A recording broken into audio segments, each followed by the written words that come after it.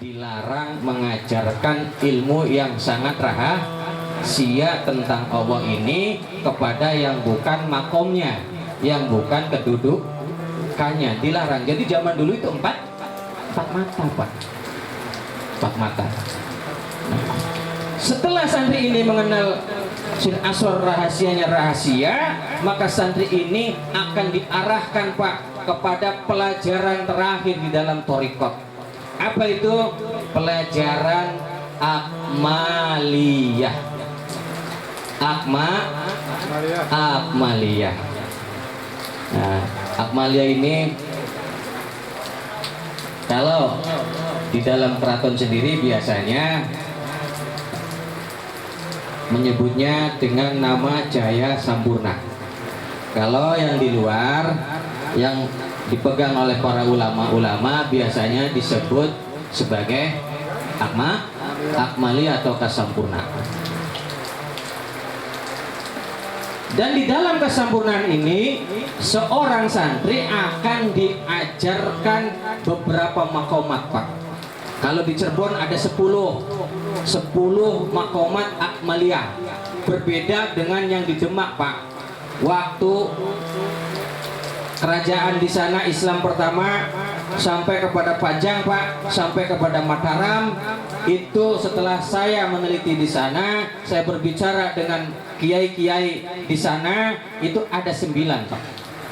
Ada 9 makomat. Itu bedanya. Kalau di Cirebon ada 10 makomat. Nah, akmaliyah ini akan dibina khusus oleh gurunya. Nah, makanya puntennya salah satu di keilmuan Jaya Sampurna itu konon ada seorang yang soleh keringete ambune wangi, Pak. Oh, apa aja? Keringete ambune wangi. 3 jam beli adus ki, Pak. Masih wangi. Masih wangi. Lamun sampai yang di adus 3 dina kepriben ki? Apa? Anak kamu replek. Ya. Kenapa bisa begitu, Pak? Di ilmu Jaya Sampurna itu, Pak, diarahkan santrinya untuk selalu berbuat baik. Nah, dan nanti ada proses-proses selanjutnya yang menyebabkan bagaimana agar keringatnya itu wangi, Pak. Oh, punten, Pak.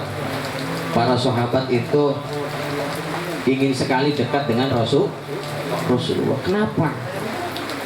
Karena mereka tahu, Pak, Rasulullah itu kalau berkeringat baunya harum. Nah, di Hasanah Cirebon biasanya ini dinamakan sebagai sadat wangi. Bukan sahadat, Pak, Bu, tapi sadat itu rasa. Datnya itu hidup. Jadi rasanya hidup. Nah, kenapa bisa seperti ini? Orang soleh, Pak. Orang yang dekat dengan Allah Subhanahu wa Ta'ala pasti banyak karomahnya. Pasti banyak apa? Karomahnya. Di antaranya itu. Nah, makanya sampean kalau ziarah-ziarah, itu sering keluar bau harum dari kuburan. Dari kuburannya para wali. Kenapa bisa seperti itu, Pak? Karena yang namanya wali itu, Pak, menurut asror itu bawaliu rohanullahi ta'ala fi ardihi yasummuhus siddiqun. Wali itu adalah wewangian Allah di bumi, dan yang bisa mencium aroma wanginya itu bangsa as-siddiqun, Pak. Bangsa orang-orang yang jujur, takwa, dan berbakti kepada Allah Subhanahu wa Ta'ala.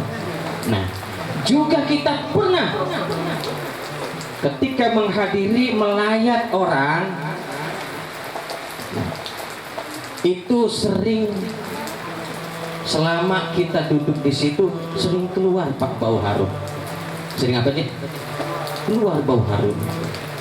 Bukan wewangian yang dioleskan oleh pengurus jenazah, bukan. Tapi bau harumnya Masya Allah menyengat, memenuhi seluruh ruangan. Biasanya wong mati ninggo apa? Langabangnya apa? Melati. Tapi gini boten Pak. Wewangian yang tidak ada di tokonya, dan ini akan keluar dari tubuh seorang yang soleh ketika meninggal dunia. Sama seperti Rasulullah juga Pak. Ya, beliau meninggalnya mengeluarkan bau harum yang luar biasa dan tidak ada bandingannya. Kalau dekat dengan Allah, apa saja bisa terjadi Pak ya. Nah itu yakinnya kita. Kemudian kita juga pernah melihat cerita-cerita orang tua kita zaman dulu, ataupun juga kita pernah menyaksikan di media-media, ada orang yang dikubur masih utuh Pak, padahal umurnya sudah ratusan tahun. Kenapa bisa seperti itu? Itu ada Pak di Akmaliyah, di Jaya Sampurna juga ada. Kenapa bisa begitu? Karena diajarkan oleh guru mursyidnya zikir kulu jasad.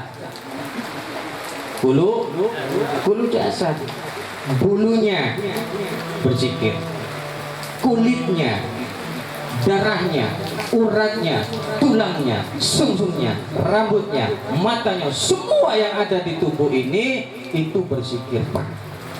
Nah sementara sekarang kita itu baru diajarkan oleh orang tua hanya baru berzikir di dalam hati. Tapi orang zaman dulu itu diajarkan berzikir itu seluruh jasad. Kalau saya hitung, kalau nggak salah kurang lebihnya ada 30 unsur jasad. Nah itu semuanya dizikirkan.